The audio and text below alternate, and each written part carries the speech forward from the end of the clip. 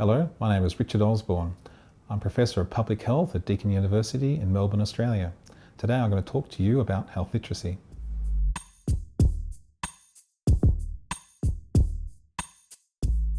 This is the first part to 3 videos covering health literacy. This first part is an introduction to health literacy. The second part will cover how it's measured, and finally we'll discuss some new issues around how to develop health literacy interventions. Much of this work has been supported by tremendous colleagues from other universities and other centres. Particularly like to acknowledge Professor Rochelle Bookbinder from Monash University, and also from our team here at Deakin, Associate Professor Gerald Ellsworth, Roy Badderham and Yvonne Ginnifer. How we came to be interested in health literacy? Well, for 10 years I've been working in the area of chronic disease self-management, evaluating such programs, and really becoming to understand that perhaps self-management and people engaging in health education is perhaps can induce social inequalities in health. Rochelle Bookbinder at Monash has been doing a lot of work around doctor-patient communication, and also had developed a linguistic framework to improve written information. In this way, we both have come to health literacy. Rochelle's work on really understanding how better to communicate to patients, and our work, how best to get people to engage in chronic disease self-management programs, particularly those people from lower systemic status.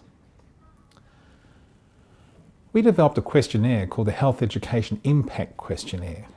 We talked to people from the coalface, to clinicians, to really understand what might be the meaningful outcomes of chronic disease self-management programs. What we did is asked very clear and simple questions of people. If they've done a good chronic disease self-management program, what might be the valued outcomes from the patient's perspective? And this is what people told us. There was 8 very separate things which are important for people who might do a self-management program. The first one is positive and active engagement in life. Secondly, health-directed behaviour. Thirdly, skill and technique acquisition. 4, constructive attitudes and approaches. 5, self-monitoring and insight. Number 6, health services navigation. 7, social integration and support. And 8, emotional well-being. This questionnaire ended up being a bit of a revolution in the area of evaluating chronic disease self-management education programs for patients, because it wasn't following any particular prior theory. We had actually gone to the field, to individuals, and asked them what they think valued outcomes might be. So in our evaluation system, we don't include prior theoretical concepts like self-efficacy and other issues like that. It seems that this questionnaire, the HiQ, the Health Education Impact Questionnaire, really filled a gap internationally. There's over 20 countries using this questionnaire, and it's translated into many languages. Each week we get another request from another organisation wishing to use it. But in working across different countries and seeing what different governments were doing in chronic disease self-management, we got to see that some of these programs, particularly the state applied ones, where they're applied across a country, were perhaps inducing social inequalities in health. Because it was those people who were perhaps more educated, more able, more organised, were taking part in these state-run and community-run health education programs. And it was the people who were perhaps struggling a lot, who had less education, weren't coming forward. So we began to see, particularly perhaps in United Kingdom and also in Denmark, that a lot of the well-educated people primarily were coming forth to take part in some of these programs. Through seeing this happen, we thought there must be better ways to understand how to engage with people to enable them to take part in healthcare and health education programs. This led me particularly to start thinking about health literacy, and there's quite a few definitions out there on this particular term. One of the most common from the World Health Organization is health literacy represents the cognitive and social skills which determine the motivation and ability of individuals to gain access to, understand and use information in ways that promote and maintain good health. There's several other definitions from the US Institute of Medicine, the UK National Consumers Council. Alona Kickbush, also part of the WHO, was engaged in writing definitions. And all these generally come across and cover issues around being able to understand, access and use health information. Why should we all be interested in health literacy?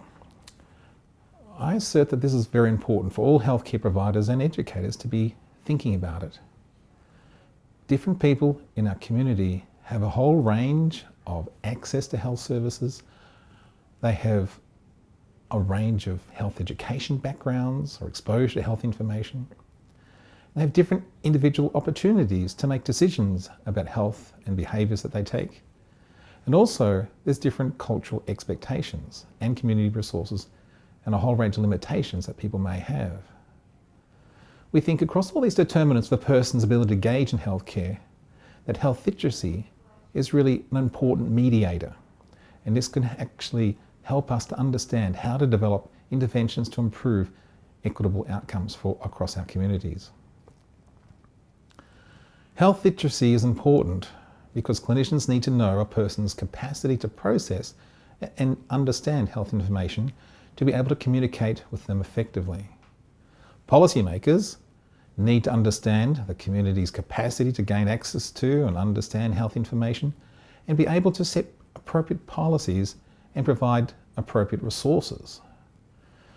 Researchers need to understand these issues to make correct judgments about research methods, processes and findings. And also, finally, for this bit, health literacy is a fundamental element of self-care and should be considered when developing and evaluating interventions. Now, I'd like to cover the association between health literacy and health outcomes. Lower health literacy has been associated with inadequate knowledge about health and the healthcare system, increased hospitalisation, and poor access and utilisation of health services. From these facts, you can see that it's people with low health literacy are more likely to use health services more and be more costly to the healthcare system. We've also found that people with lower health literacy have 1.5 to 3 times more chance of experiencing a poor health event. A lot of this research has been based on rather blunt measures of health literacy, and I'll take you through what they are now. There's been 4 main ways in which health literacy has been assessed. A lot of them have been using adult reading tests and comprehension and word recognition skill tests. The key tools, there's been 4. The Rapid Estimate of Adult Literacy in Medicine, the REALM, the Test of Functional Health Literacy in Adults, the TOFLA, the Newest Vital Sign, called the NVS, and an audit of written materials or signage. There's been a 4th method as well, and that's by using national literacy surveys and trying to understand the linkage between the literacy a person has and the health information that they're reading. And there's also some new ways of health literacy, and we'll come across those in the next presentation. The Rapid Estimate of Adult Literacy in Medicine, the REALM, has 66 words in 3 lists. The lists get increasingly difficult to pronounce. If you pronounce the word correctly, then you get a point towards your health literacy. Unfortunately, this is not a very accurate test of a person's knowledge. In fact, it's not linked to their knowledge at all. People can pronounce a word correctly, but they may not know what it means. The Test of Functional Health Literacy in Adults, the TOFLA, has 2 sections.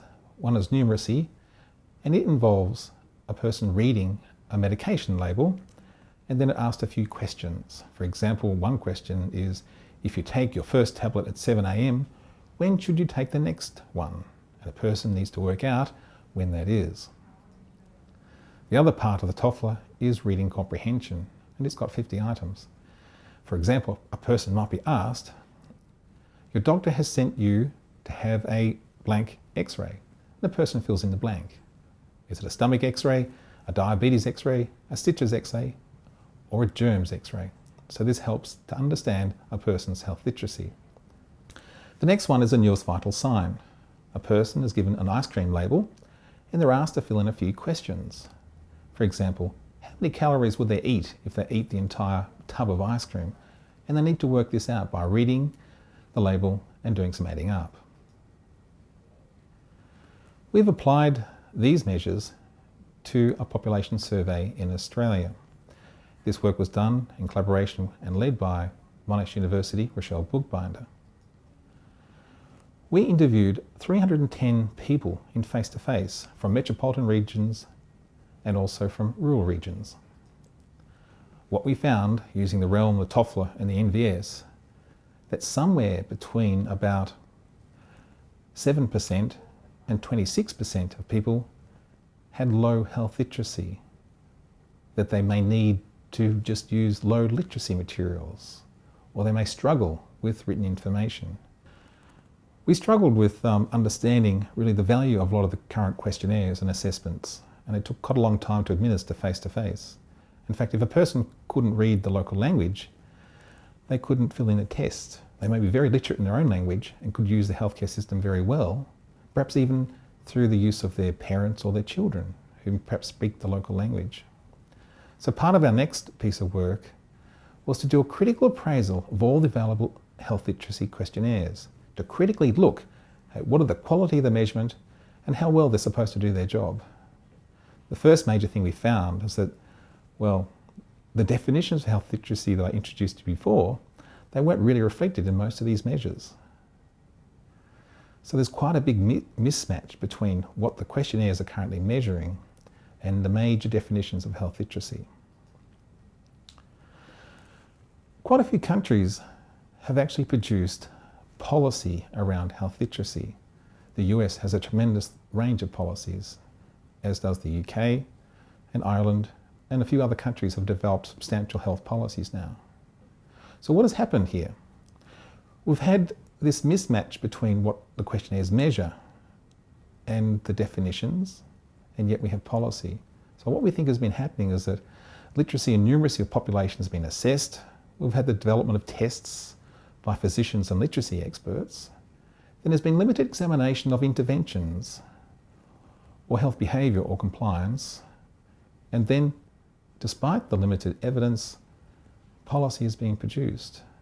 The problem with a lot of these tools and tests is that they look at very selected parts of literacy and numeracy skills, and they don't really consider the link between literacy and a person's knowledge and behaviour. And it's done in isolation from the environment the person lives. For example, do they live with highly literate people or not? And there's also been very limited consultation with the people affected, the patients, the consumers, in developing these tests. A lot of them have been very academic and come from fairly sophisticated fields. So what's tending to happen now is that there's been a new process to develop policy. What we're working towards is partnerships with consumers, patients, practitioners and policymakers, where we develop insights into what people think and do and why they do that. Then we explore the skills and barriers in particular settings that people might need to have. Then we're able to get a much better understanding of the available interventions and available models of care. Out of this, we can then see what gaps and opportunities exist. And you could say what we're doing here is grounded program and policy development.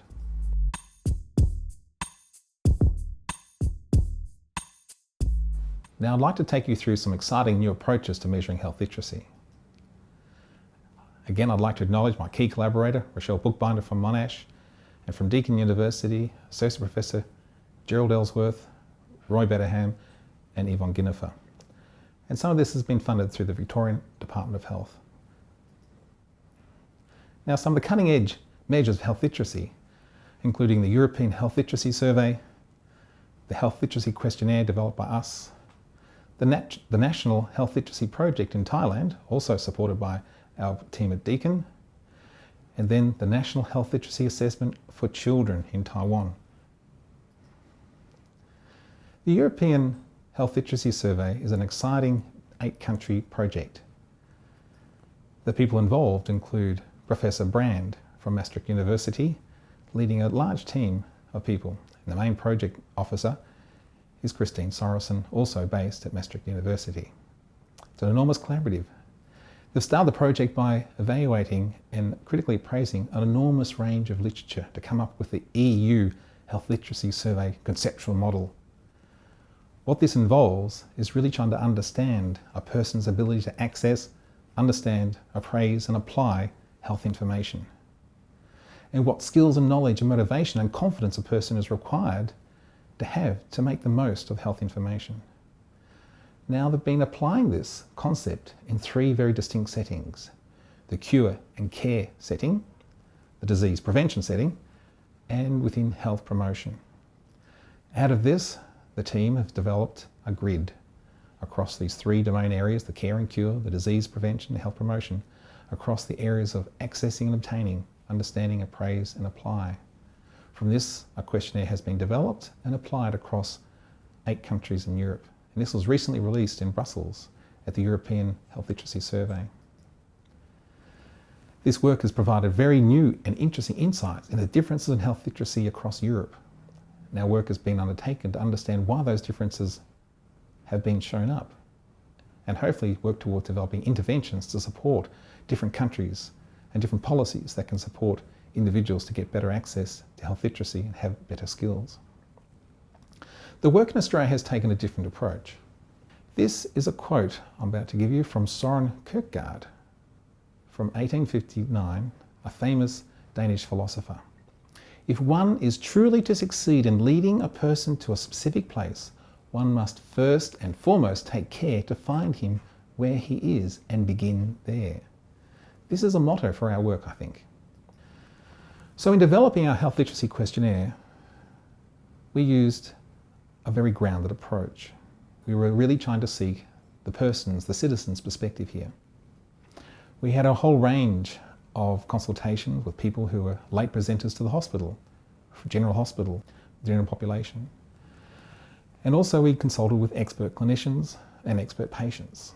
We consulted widely with managers and policymakers and many other people across various fields. This has taken us about 5 or 6 years to do all this consultation. And what we did in some of our key consultations is we asked this very general question within the concept mapping process. We asked this very general question of patients, practitioners and policymakers. It's a seeding statement. It is thinking about your experiences in trying to look after your health or the health of your family. What abilities does a person need to have in order to get and use all the information they need? A very general seeding statement, trying to elicit very broad ideas about what a person needs to do to engage in healthcare effectively. Now that seeding statement was then given to a whole range of people from different parts of the community. They came up with their own ideas in response. And the careful process with the concept mapping workshops and analysis enables us to find out what are all the very distinct areas in response to that seeding statement, all the distinct areas of health literacy. Now to go through 12 issues here that we've come to understand as being key indicators of health literacy. The first is trust in healthcare providers. An example item is, I have at least one healthcare provider who knows me well. The second is agency in relationships with providers. I can ask the right questions to get the information I need. Number 3, navigating the healthcare system, i.e. to work out who you need to see to get all the healthcare you need. Number 4, practicalities of accessing health services, able to get to places providing healthcare. Number 5, ability to access health information. I can get health information in words I understand. Number 6, perceived information adequacy. I have all the information I need to manage my health. Number 7, taking responsibility for health. I help my healthcare providers work out what is best for my health. Number 8, being health focused. I have space in my brain to think about my health. Now that's not actually an item we'll use in a questionnaire, but I have space in my brain to think about my health. Clearly that's important. Number 9 is social support. I have access to many people who understand and support me. Number 10, critical appraisal. I know which are the most trustworthy sources of information. Number 11 is reading, writing and understanding. That's the key singular issue of the previous questionnaires. And number 12 is beliefs and values. For example, getting sick is part of getting old. A whole range of beliefs and values that people may have in communities which may stop them engaging in healthcare. We think this needs to be very specific in each setting in which health literacy is being assessed and trying to be understood. Now, we've presented this list in a whole variety of settings, and I have this very interesting quote from primary care And I'll just read it out to you. Richard, these are the things that doctors hate most about their patients. When I heard that, I thought, good grief, they don't like what we've done. But in thinking about it in further discussion, yes, we've hit on something here. These are the key things that make doctors' jobs really hard. Imagine a person struggling on all these 12 issues, how hard it is to deliver healthcare, and how hard it is to ensure that a person leaving the clinic will have the information, the gems, the pearls of wisdom that the doctor's trying to impart. So if we can understand these issues about a person and support healthcare professionals and organisations respond to a person's health literacy needs, then I think we can actually make a difference in improving health equity and health outcomes. We're doing a similar project in Thailand. We're doing consultations in partnership with the Health Systems Research Institute to consult with people in villages north, east, west and south. The work there has been led by Roy Batterham, Senior Research Fellow at Deakin University, in partnership with Mahadon University and Dr. Napaporn, and from the Health Systems Research Institute, Dr. Charay. And the team is carefully considering the needs of health literacy in Thailand. Some of the requirements for a Thai health literacy evaluation system include careful consideration of cultural issues, adjusting to focus not just on the individual, but on the family. Because there may be situations where the family leader will go with a particular person when they're ill to a doctor for final decisions about what actions they should take. We're considering a whole range of beliefs about sickness, and we're considering the cultural diversity across north, east, west and south. And there's some very particular health system issues we're considering as well. Village health volunteers across Thailand could be considered as health literacy workers. Health literacy needs of service providers are being considered because there's a whole range of workforce providers with different levels of health literacy themselves. And within Thailand, there's been a tremendous priority on equity. This is historical and present. So we are consulting very widely across poor villages to wealthy areas to ensure we have good coverage of the community. Another challenge here is also to consider health literacy for the illiterate. How do we assess health literacy illiterate? Of course, this needs to be face-to-face interviews and chats to understand a person.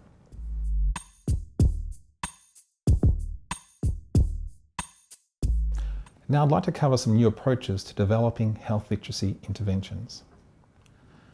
I'd like to acknowledge my key collaborators, Professor Rochelle Bookbinder from Monash University, and also from Deakin University, Associate Professor Gerald Ellsworth, Mr. Roy Batterham, and Ms. Yvonne Ginnifer. Part of this work was also funded by the Victorian Department of Health. Now we'd like to revisit defining health literacy, but this time considering what the Welsh Government are doing. Last year I was invited by the Public Health Wales team to have a think about health literacy and work with them to try to take their definition into being something well conceptualised and support policy development. The public health definition, the draft definition, is the ability and motivation level of an individual to access, understand and communicate and evaluate both narrative and numeric information to promote, manage and improve their health status throughout their life. It's quite a broad definition. I developed this diagram to help me make sense of health literacy. What we have at the centre of this is people dealing with health information, their ability to access, understand, communicate and evaluate health information. From this, there's major actions that can be taken. A person can take preventive health actions, or they could be managing their current health. They could be taking actions to improve their health or prevent decline. So with good health literacy abilities, hopefully a person will optimise their use of health services and optimise their health. A person needs to have very particular abilities and particular motivation, and these two things need to be considered and measured well. Unfortunately, there's been, I think, some weaknesses in the current common approach to health literacy research. As I previously mentioned, there's been some very specific health literacy tests or literacy tests which really cover reading, comprehension and numeracy around health issues. Then perhaps these are applied to a black box, meaning that we don't really know what mechanism is going on inside individuals and interventions. The measures of health literacy have been applied in association studies, and through this we've discovered, well, people with low health literacy have inadequate knowledge about the health and healthcare system, increased hospitalisation, poor access and utilisation of health services, and increased risk of poor health events. Unfortunately, this previous work doesn't tell us much about what to do, other than perhaps educate people more and make it easier to access services. Unfortunately, we can't really go to the literature and previous research to find out what health literacy interventions we need to apply.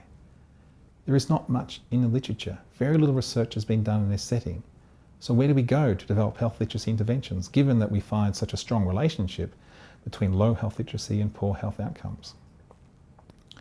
Well, considering the constructs for a person or citizen-centred health literacy question that we developed, I'll run through them quickly again. Trust in healthcare providers, agency and relationships with providers, navigating the healthcare system, practicalities of accessing health services, a person's ability to access health information, perceived information adequacy, taking responsibility for health, being health focused, social support, critical appraisal, reading, writing and understanding, beliefs and values. If we consider all these issues are things that give people the greatest difficulty in understanding, accessing, using health information, if we can measure these well, perhaps we can develop interventions that can improve a person's health literacy, therefore improve health outcomes. Well, taking these particular issues, if we apply them in the community, we can develop interventions to improve health services response to different people with different levels of health literacy. So really, health literacy interventions mainly become an organisational response, not necessarily an individual intervention. What we need to do is customise how our health services respond to individuals with low health literacy. At times, perhaps, clinicians have suggested we can use a particularly sharp and well-directed health literacy measure using the domains I've just mentioned as a tool for intervention. In this way, you can find out specifically where a person is struggling and then work with them one-on-one about, oh, you're struggling with your critical appraisal, your social support, the adequacy information, your trust in healthcare providers. Therefore, you can get direct information to support individual. Interventions to improve health literacy, well, we need to actually talk with people with different levels of health literacy to find out what they think will be important for them to be supported in better engagement. And of course, perhaps we can do community level interventions as well, in schools, in the media, and health services. We believe that if we can have an organised, systematic approach at the system response level and also at the individual intervention level, we can have a whole range of improved impacts and outcomes. So a person can have better access to and understanding of health services and then get more timely access to services. We should be able to improve health equity because at the moment a lot of people with reduced health literacy skills and reduced education, disadvantage, get less services. People who are supported with low health literacy will get a better range of healthcare options. There'll be better treatment concordance and follow through with their treatment because they have a better understanding of why they're taking a particular medication, why they need to have a particular operation, or why a particular change in lifestyle is important for their long-term well-being and their short-term well-being.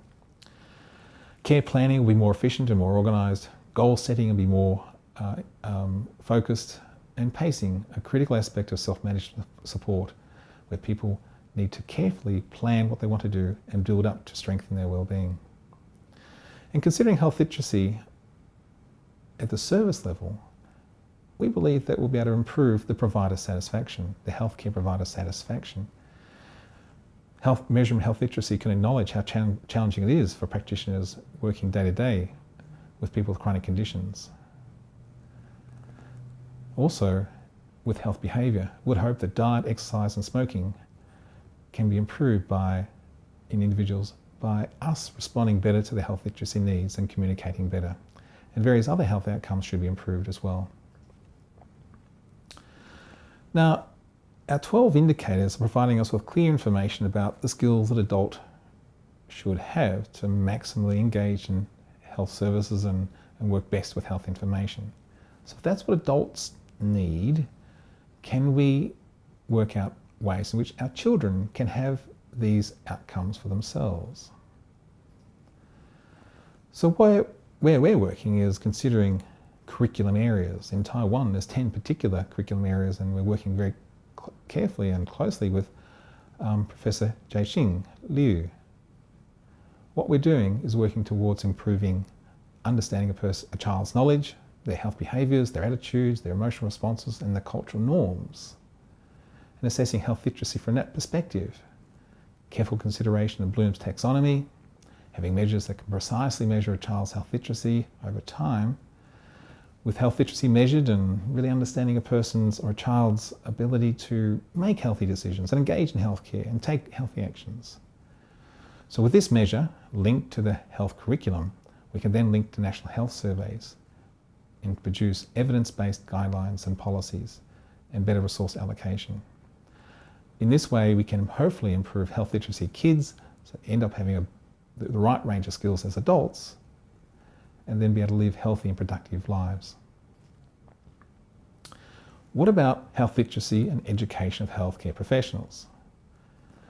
I'd like to mention a very interesting piece of work been undertaken by colleagues at Ballarat University. They've been supporting us in understanding and validating our health literacy questionnaire. And one of the staff in the nursing faculty decided, wow, if our student nurses administered the health literacy questionnaire to patients in their training, they could see the full range of challenges a person might have in understanding and engaging in healthcare, giving them great insights.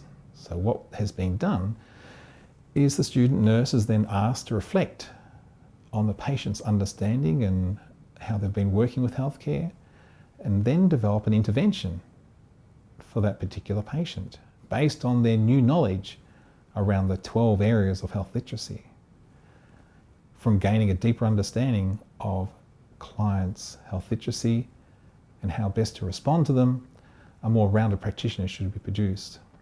So working towards collaborating with several other universities to introduce health literacy into health curriculum as a very modern and exciting process to improve the practitioner's ability to work across a range of patients. What about prevention? So a person might think in front of them there's a health opportunity. They might think, oh, I've got a problem. I might have a health problem one day.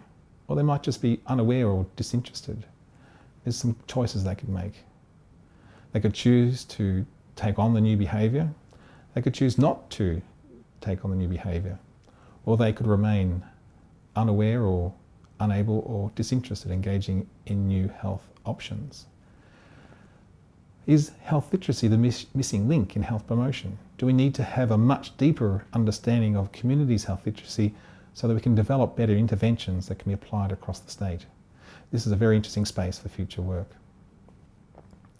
So to finalise, I just want to take you through our thinking here. What we'd love to have is for everyone in our community to have command over the healthcare system, command over treatments and care providers, to have access to opportunities to engage in healthy activities, have the confidence to take initiative, to be in supportive environments where they can engage and maintain healthy behaviours. But unfortunately, many people do not even have the capacity to identify or even recognise as a health message. They don't have the capacity to understand information about health. They don't have access to information about health and health professionals, nor at times do they have the faculties to distinguish what is correct or useful information from incorrect or unimportant information. A higher order thinking there, or behaviours, includes positive active engagement in life, skills and techniques, self-monitoring ability, the social integration support that they have, where they're directed towards healthy behaviours, having constructive attitudes, being able to navigate the healthcare system, and sufficient emotional well-being. Then, above this, we have a person's ability to actively engage in action planning and problem solving. After this, hopefully people can have a certain amount of command of the healthcare system. So future work in the area of health literacy, I think, has to work very carefully from the bottom of this diagram, the bottom of this conceptual model. We have to work carefully with a person's ability and their capacity to identify and recognise health messages and work with them across this entire pathway.